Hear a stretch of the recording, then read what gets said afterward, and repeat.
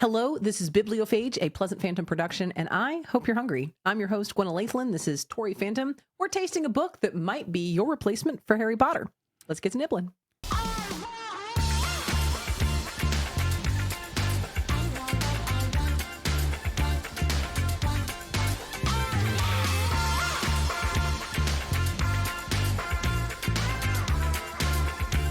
So the very first book I'm ever going to discuss on Bibliophage, the podcast dedicated to books that I have devoured and want to share with other people, is a children's book. I think that's a great place to start, honestly. It is a fantastic. Technically, it's a middle grade, but it's basic. It's a book for 10-year-olds. Today, we're going to be discussing Vanya and the Wild Hunt by Sangu Mandanna. I read Vanya and the Wild Hunt all on my own. I didn't read it for my children. I didn't read it to my children. I didn't even read it like thinking, oh, I'll check this book out and see if they'll like. Nope. I read it for me and me alone. My oldest is just a little too old to really want to read this right now. And my youngest are just a skosh too young. It hits some headier topics than my littles are ready to hit. But they're good topics for 10-year-olds. But in terms of child development, 6 and 10, just a 4-year difference. Massively different people. I mean, just between 6 and 7, like every year is so exponentially different. Yeah, definitely. So, will my children read Vanya and the Wild Hunt at some point? Absolutely. It's one of those that I hope my kid reads this book because it's so good. Yeah. If they end up liking fantasy and magical stories, then this is definitely going to be high in the recommendation for them. Okay. Before we start talking about the book, though, I want to take a brief derail into I am over age category slander. Same. Oh my goodness, same. It is like wild to me how it's like, well, that's a book for kids. That's a kid's book. That is a good book. It is a great story that was written in a way that a child can understand it. That doesn't mean that the story isn't good or relevant to adults. Yes. There is. Well, and sometimes even if you want to, no adult wants to read a story about third grade. Okay, maybe not. But maybe you also have a better understanding of what third graders see the world as. Yeah. Sometimes that provides enlightenment in new ways to view the world as a third grader might see it. Yeah. Well, and I'll tell you, one of my favorite books of all time is Le Petit Prince, which is The Little Prince, right? It's originally written in French, and there's an English translation. For those of you who don't speak French, flexing here. But this is a children's book that is meant for adults, in my opinion. This book has such great themes. It's a children's book, but reading that children's book, a short children's book, as an adult, it will change your perspective on the world. So it's so easy to forget how connected to any literature we can be. Yes. One of my favorite books of all time, and I personally struggle with making a favorite. Like, I don't have one single favorite book. Same. I have a favorite book that are favorites for different reasons. But on the top of the list, if I were to be told you may only own 10 books for the rest of ever, that's all. One of the books that I would include is The Story of Ferdinand. I've never read that one. It's an early reader book. It was published in 1936, and it's about this bull who is in the Spanish bullfighting arenas, and he doesn't want to fight. He likes the fields with the flowers. He wants to smell the flowers. He wants to hang out with the flowers. He wants to be surrounded by nature and beauty. You're saying smell the flowers. I'm thinking of Mice and Men. Look at the bunny, Lenny. The bunny. It's a very simple read, and it is. Yes, I also don't want to go to the daily grind of the things I want to. How do you pursue your passions? Because that's what the children's book from 1936 talks about. Yeah, is finding the courage to pursue your passions. Right, and I do think that there's like this weird societal pressure that like when you're a grown up, you have to read quote unquote grown up books. Yes. But I think the that age category read you prefer. Book. Yeah. The age category you prefer does not make you a good or bad reader. The audience the book was written for is not what makes it a good or a bad book.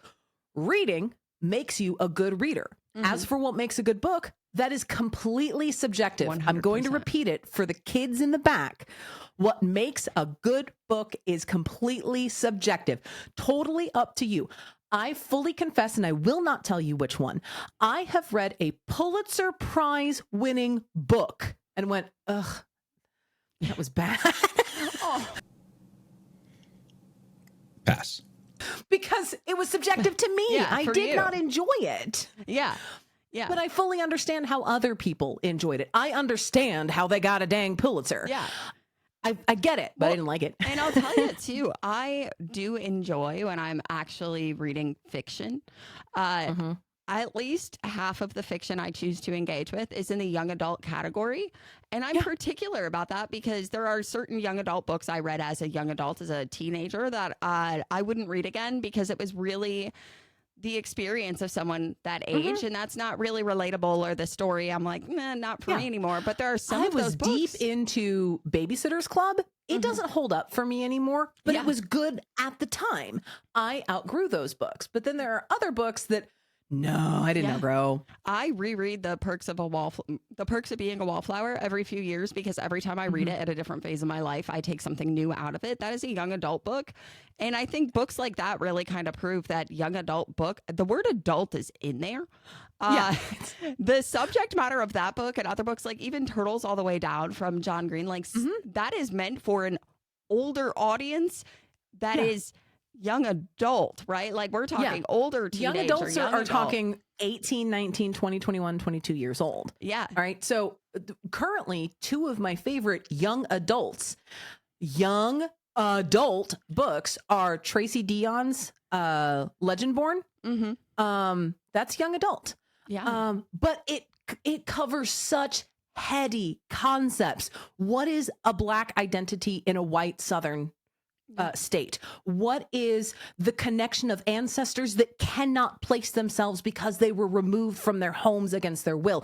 How does that affect? This is a YA book talking about ancestral identity and connection, slavery, and the impact that the slave culture is still having on Black human beings, especially in the American South, because that book happens to take place in the American South. I just picked up a book. You're going to be so surprised by this. I just bought this book by Laurie Halse Anderson, who is a young adult author. And it's a historical fiction book. I knew it was going to be it. And it's called 1776, I believe.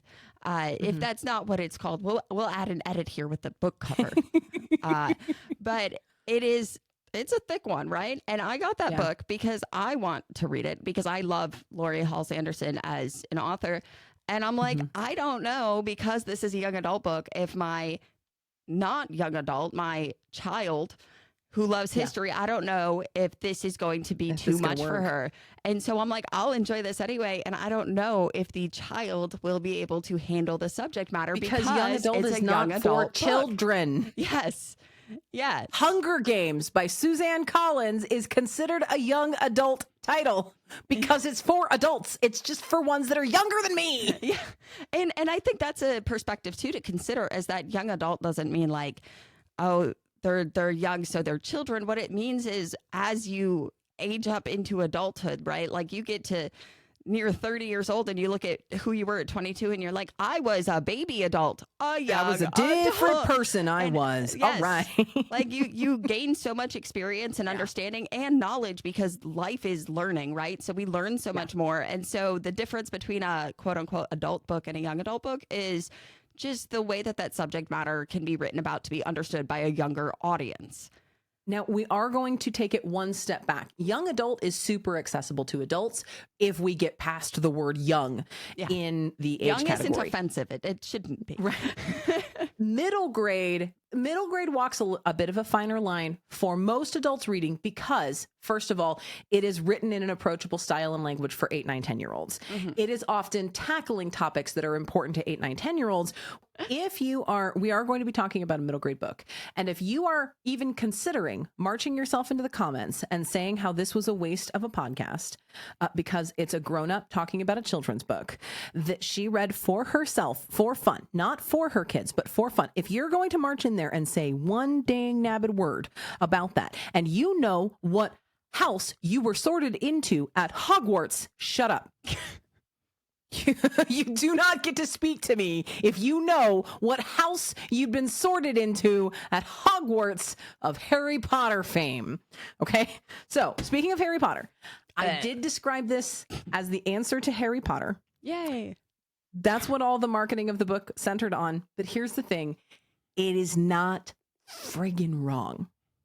Before we get into the book, let's read the menu description. Vanya and the Wild Hunt was published on March 6th, 2025, written by Sangu Mandanna and distributed by Roaring Book Press, a division of Macmillan. Shout out to my Macmillan buddies. I am also published through a division of Macmillan. The cover art is by, I am so sorry, I could not find how to pronounce your name, Nidzi Narath. That's going to be my best effort. And the jacket design came from Meg Sayer. This is the jacket blurb. 11-year-old Vanya Vallon has always felt like she doesn't fit in. She's British Indian in a mostly white town in England. Her parents won't talk about their pasts, and she has ADHD. Oh, and she talks to books. More importantly, the books talk back. When her family is attacked by a monster she believed only existed in fairy tales, Vanya discovers that her parents have secrets, and there are a lot more monsters out there. Overnight, she's whisked off to the enchanted library and school of Auramere, where she joins the ranks of arch-witches and archivists. Life at Auramere is unexpected, exciting, and wonderful. But even here, there's no escaping monsters. The mysterious, powerful Wild Hunt is on the prowl, and Vanya will need all her creativity and courage to unmask its leader and stop them before they destroy the only place she's ever truly belonged. All right. You have a future as voice acting and like doing the movie trailer voice. That was great. I'm also immediately going to get this book for my eldest kid. 100%. I was going to say, I know Yes. I know what your eldest kid reads. 100%. This needs to be next. Yes. Like if you have to hold their head still and keep their eyelids open just to get through the first chapter, they'll connect. Yeah. No, that sounds 100% up their alley. Yeah. It sounds interesting to me too. So it's really I'd have to put good. my history books down. So we'll see. Vanya would also struggle putting the books down. So the cover is absolutely beautiful. I love that.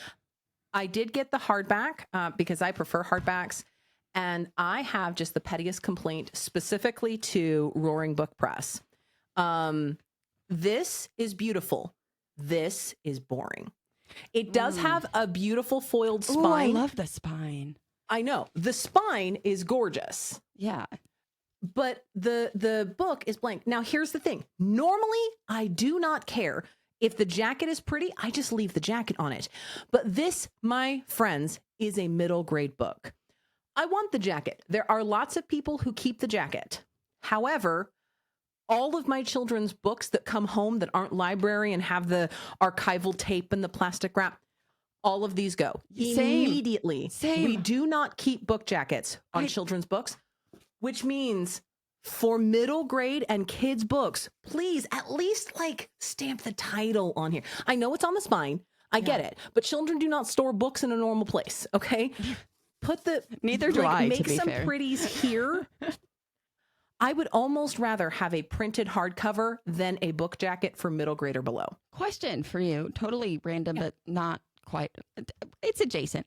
When you read a hardcover book with a dust cover with the jacket on there, do you take the jacket off for reading it and then put it back on, or do you keep it on? Like, do you have a preference for that? I do have a preference. I will remove the book jacket for the time of reading, and it will go back on the space in the shelf that I removed it from. And the book jacket will just sit there. And then when I am done reading the book, it goes back in the book jacket and then becomes the book trophy it was always meant to be. Yeah. Yeah. For me, That I will being take said- it off depending on how frustrating it is while I'm flipping pages. It kind of is dependent. Almost always frustrating to Yeah. me because it slips. Yeah.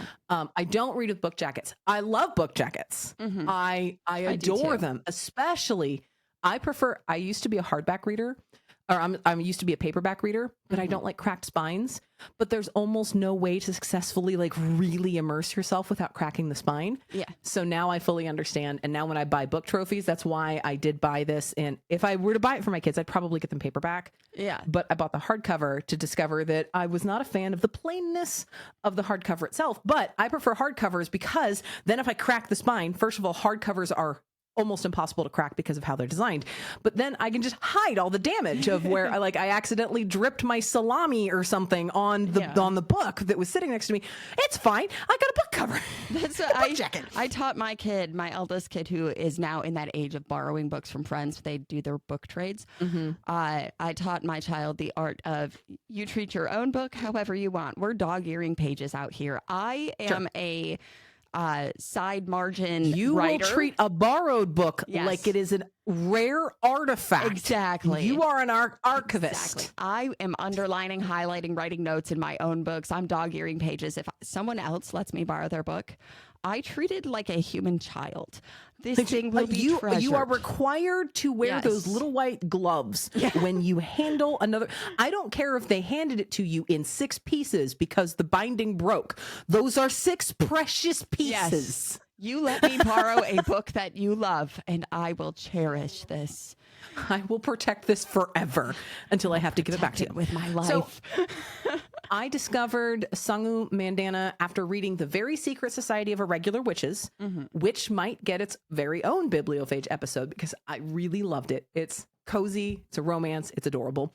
This book is a slightly different flavor, but I can definitely feel the Mandanna-ness between them, the way she speaks, the way she writes. The Very Secret Society of Irregular Witches is an adult book. Vanya and the Wild Hunt is a middle grade. Okay. I like that diversity and the way that she could write to different As a crowds. writer, I'm definitely looking at that. So you can genre hop. Not quite genre hop, but you can at least age category hop. Good to know. Good to know. And Sangu Mandanna has other middle grade series available that I have not explored yet, so I can't really talk to them yet. But I'm very excited because I really loved her work with the fact Vanya. that you want to read it, that speaks volumes. Yeah. Yes. Here is the point at which, if you are interested in reading this book, if everything we have discussed so far has got you excited, you want to read this book, this is the end of the podcast for you. Yeah. Thank you so much for joining us, and we will see you next time because here is our spoiler incoming. The book opens with a very candid and again age-appropriate discussion about Vanya's otherness. She can talk to books and the books talk back, but that's not what others her. What feels to her is that people look at her and they see an Indian girl. She looks in the mirror and she sees a British girl. She is dark-skinned. Her parents are of Indian descent. Vanya was born in England, was raised in England. She's only ever known being English, and her culture, her heritage is important to her. Her parents have spent a lot of time integrating the cultural aspects with the English aspects, but she views herself as an English girl. But she knows because of her skin color, because of her hair, and she's got long, gorgeous, beautiful hair that she's very proud of. Because of that, others see her as other, and she doesn't feel other, but then because she does look other, there's this sort of back and forth of, am I Indian? Am I British? Am I British Indian? Am I Indian British? How does this work? And she's 11 years old. Why is this better than Harry Potter? Harry Potter is also othered in the beginning of his book. Not for the same reasons, but I mean, he's living in a staircase. But Sangu did not feel the need to resort to child abuse to describe the feeling of otherness. Love that. That's great. That's great.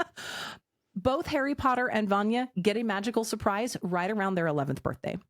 But Vanya's comes from an honest place of protection. They were not preserving her as a pawn to be maybe later used if she was needed. They were not shuffling her off into this place where she needed this weird familial protection thing that was only half explained. Anyway, this was mom and dad were witches. Now, we need to immediately acknowledge mom and dad are alive in the beginning of the book. At the end of the book, spoiler alert, mom and dad are still alive. They do Wow. not die. We can have an entire incredible story without killing off the parents. Without killing off the parents. Orphaning the child and abusing them. Right. Wow. Not all orphanings are plot devices. A lot of them are, though. Now, here's what I will say. I do need to jump right in there and go.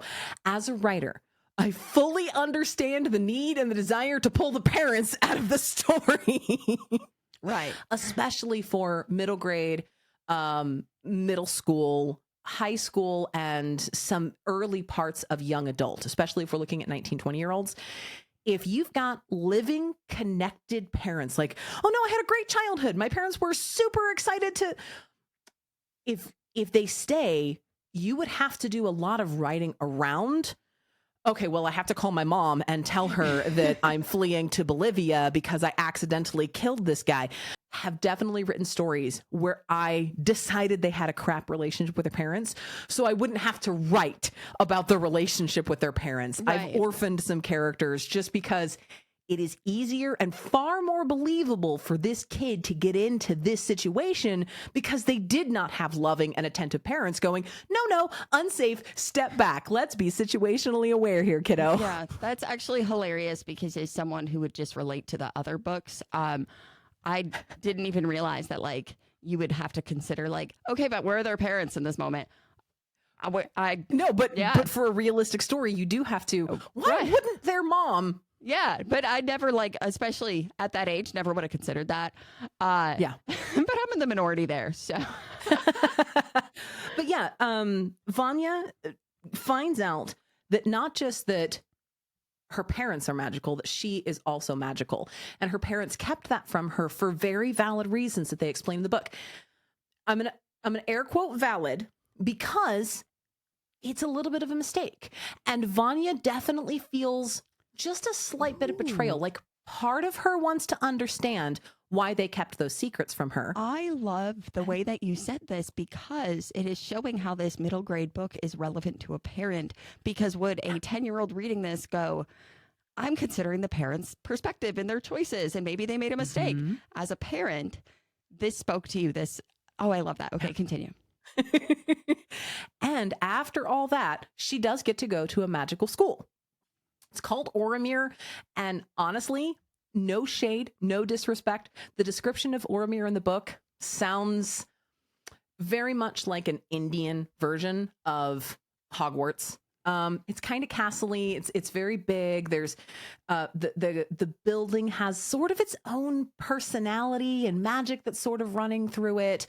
It does take place in a mountain range in India. And my poorly prepared ass did not go look up what mountain range it was, but it does take place in India. But that is a rather irrelevant detail because Auramere sort of becomes its own bubble of existence because of magic. Okay. I do love that all of the teachers have very regular names. Jasper, Amma, Roman, Cortez. There are no Kingsley Shacklebolts, a black man named Kingsley Shacklebolt. That's what? I never read Harry Potter. What? A black man was named Kingsley Shacklebolt. What do I do?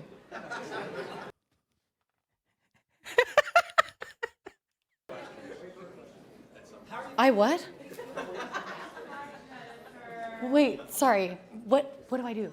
Mm-hmm. Okay. All right, anyway, continue. Let's go back to the good book. So these teachers have very regular names. And additionally, these teachers genuinely care for the safety and education of the children. Wow, I love that. I know. That's not what happens in Harry Potter. They routinely throw these kids into situations for which they are unprepared. Yeah. They routinely make sure that these children cannot be properly protected because their adults are incompetent. The situations they have set up are impossible to defend from, or they're just evil and have decided the children's lives are worth less than whatever their ultimate goal is. That was a running theme through the Harry Potter. Mm-hmm. In Vanya and the Wild Hunt, mistakes are made. And at times, there are some vulnerable moments where there are people in danger. But it is not presented as we know this is a problem and just aren't going to do anything. It was Oh, I made a bad call.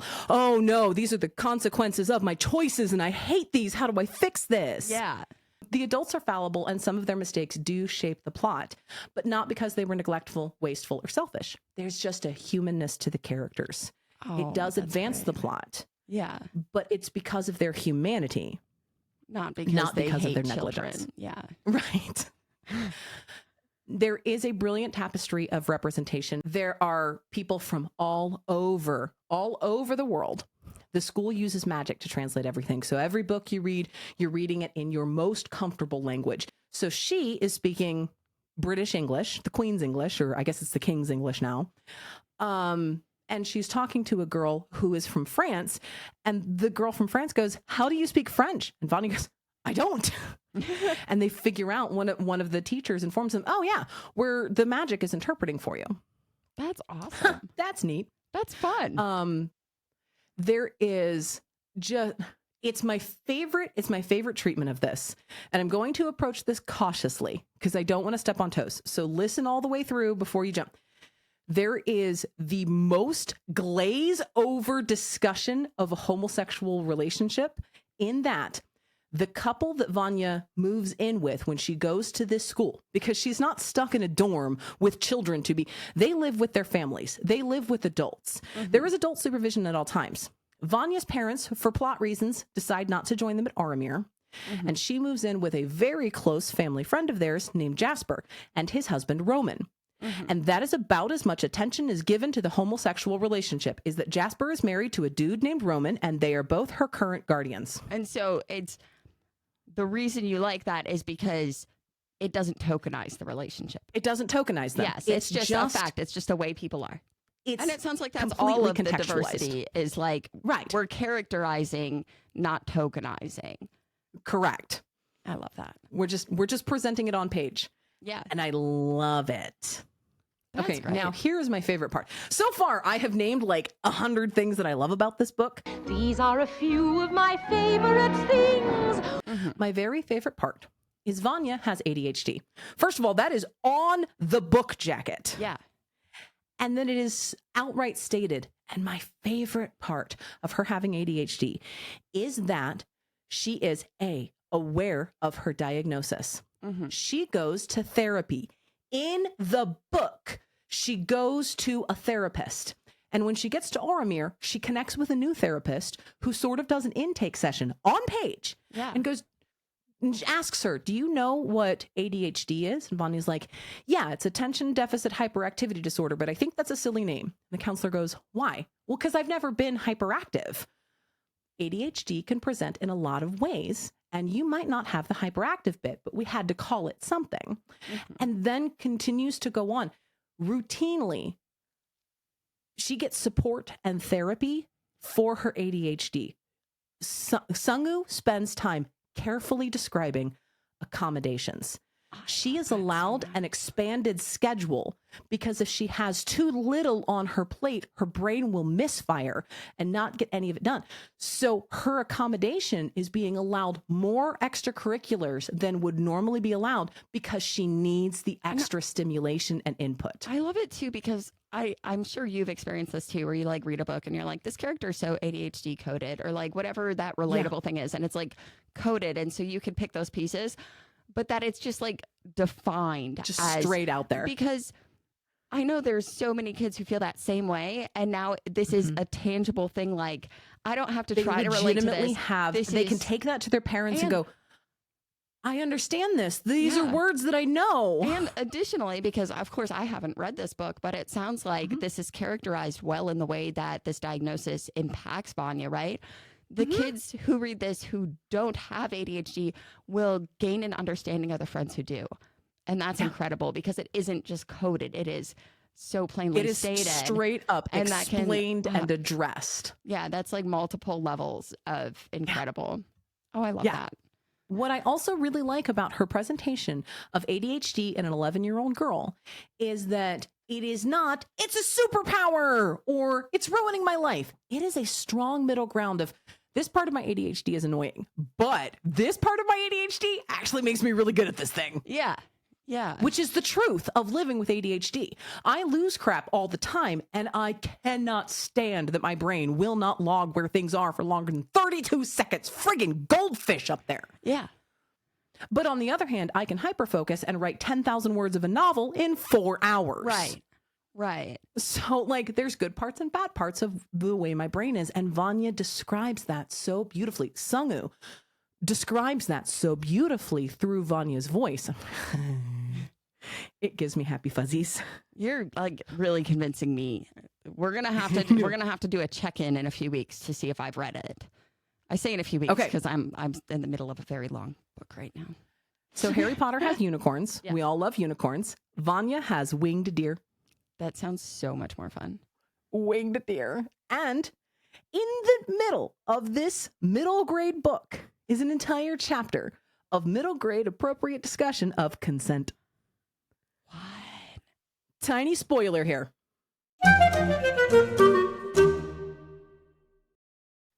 Vanya wants to ride a winged deer. The winged deer do not want to be ridden. Vanya spends several weeks trying to tame a winged deer.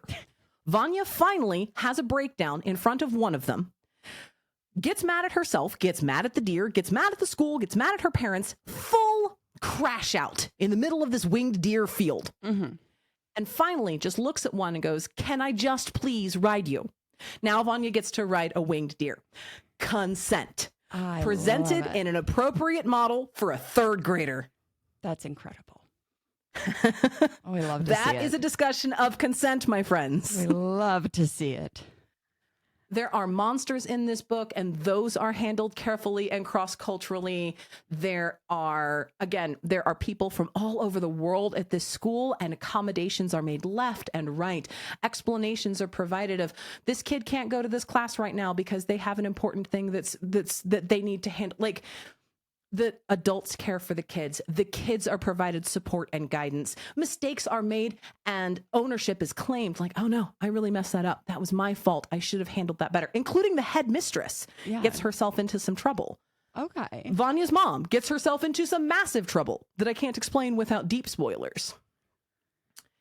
This is a good book. This is a good book, and I'm so excited for you and your child to read this. Yeah. Because you will both like it. And if you can get her in, the middle one will also like this. The little one's not ready for it yet. Yeah. Oh yeah. I am honestly, when I was reading the notes here that you sent me, because a little behind the scenes for our listeners, we share a note, right? And I have written this entire note in like me trigger words. Yes. And so it's not always complete sentences. And there is a lot of these descriptions and kind of like hopping off points. And so I'm looking at this and I'm following, and then I'm kind of like reading the description, which is, in very shorthand notes. And I'm like, I'm so excited to hear about this, but I don't expect to find myself interested. And yet here we are. If you need seconds of Vanya and the Wild Hunt, good news, bad news, this is a book one. More are coming. That's the good news. The bad news is, despite my strong Google foo, I don't have a date. I do not know when more Vanya is coming. Mm-hmm. It does end on what I'm going to call a mid-tier cliffhanger. It's not like soul-sucking. It's how not could throw the you book across the room situation. It's not throw the book across the room, because what do you mean there's no more pages? It's, dang it. Yeah. I really want to know what happens. Okay. Which is a good way for a middle grade book to cliffhanger. Yes. Coming up very, very, very soon, I am so excited for this one, is Verity Vox and the Curse of Foxfire by the impeccable and impressively pectoraled Don Martin. I am impressively impressed with your way to say all of that without getting tongue-tied. I may have practiced it. All right, so that one's not out yet. I do have it pre-ordered. Confession, I am friends with Don Martin, but he does not know that I am pushing his book on Bibliophage. So, Tori, what is your just finished, you're currently reading, and you're on the menu? Okay, so I just finished Friends Divided, John Adams and Thomas Jefferson by Gordon S. Wood. I am currently reading Founding Brothers, The Revolutionary Generation by Joseph E. Ellis. And up next, going to be really surprising here what's on the menu. Yeah. John Hancock, Merchant King and American Patriot by Harlow Giles Unger. All right, I just finished 2 books. One was The Night and the Moth by Rachel Gillig. The other was The Bookish Life of Nina Hill. I brought that one up because, Tori, it's coded, but it is an autistic coded. And I would be fascinated if you wanted to check that one out as well and get your thoughts on this coding of this very bookish human being. Okay. And on the menu is Can't Get Enough by Kennedy Ryan. I'm so excited for this one. I've been biding my time, and I have heard nothing but glorious praise for Kennedy Ryan and Can't Get Enough. So You ever find yourself tonight? You ever find yourself reading faster because you're so excited for your next step? Yeah, and I feel so bad for the first book that I'm reading. I'm like, yeah, blah blah blah blah blah blah blah blah blah. Other book. But then you just do it again with every book. I just want to read the next book. Why can't I have 2 books entering my brain at the same time? Next time on Bibliophage, we will be traipsing into my sci-fi fixation, but we're going sci-fi light with The Kaiju Preservation Society by John Scalzi.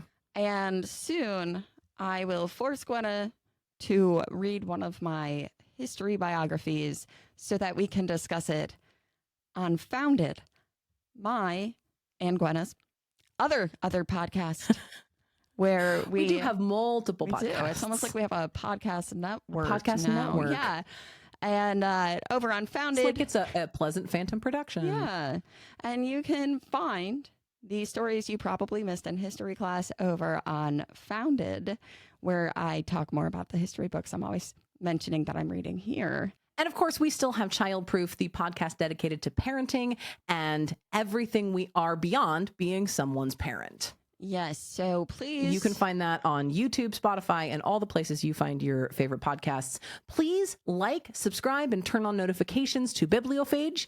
Go check out Founded. If history isn't your cup of tea, why? I just don't think you found the right history if yet. you don't think history is your cup of tea, you will probably enjoy Gwenna and I yapping about history. Yapping about it. Because it's not. I take nothing as seriously as I should. Yes. And it is not like a history class. We are humanizing the historical figures. They are not just these statues. They're not anymore. perfection. We're not worshiping old dead white dudes. We are spilling the tea. Freaking promise. We are spilling the tea before they dumped it in the harbor. Okay, like that's what we're doing here. So check us out. Follow us in all the places. Turn on all the notifications. You know the jazz. All right, go eat a book. Yes, not literally though. It's bad for your health. Probably not. This has been a Pleasant Phantom production.